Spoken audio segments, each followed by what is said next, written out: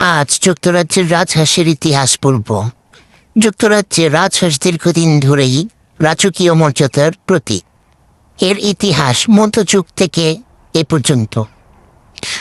রাজকীয় মালিকানা 1200 শতাব্দী থেকে ইংল্যান্ডে বন্য যে সোয়ান রাজহাঁস, একে রাজমুকুটের সম্পত্তি হিসেবে ধরা হতো।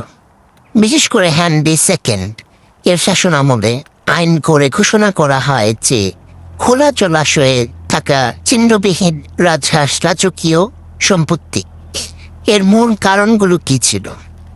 সেই সময়ে রাজহাঁস ছিল বিলাসবহুল খাবার।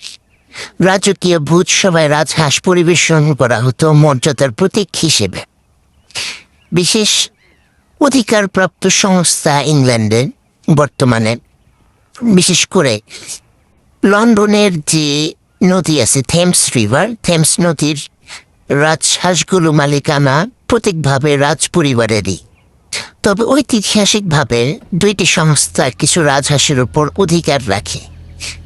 এক নম্বর হচ্ছে বিন্টনেস কোম্পানি আর দ্বিতীয় হচ্ছে ডিয়ার্স কোম্পানি। প্রতি বছর রাজহাঁসের উৎসব হয়।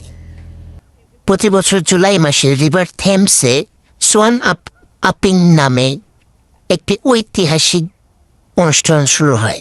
এতে রাজকীয় প্রতিনিধিরা নৌকায় করে রাজহাঁস গণনা ও বিভিন্ন সংস্থা স্বাস্থ্য পরীক্ষা করেন। এই অনুষ্ঠানের ঐতিহ্য প্রায় 800 বছরের পুরানো। বর্তমান সময়ে রাজহাঁস আর খাদ্য হিসেবে ব্যবহার করা হয় না। এখন এগুলো সংরক্ষিত বন্যপ্রাণী ও সাংস্কৃতিক ঐতিহ্যের অংশ। রাজহাঁস এখনও রাজকীয় মর্যাদা ও ঐতিহ্যের প্রতীক হিসেবে বিবেচিত হয়। সব রাজহাঁস কি রাজার? আইন অনুযায়ী ইংল্যান্ড ও ওয়েলসে খোলা পানিতে থাকা চিহ্নবিহীন রাজহাঁসগুলো হচ্ছে ব্রিটিশ সম্রাটের মালিকানা।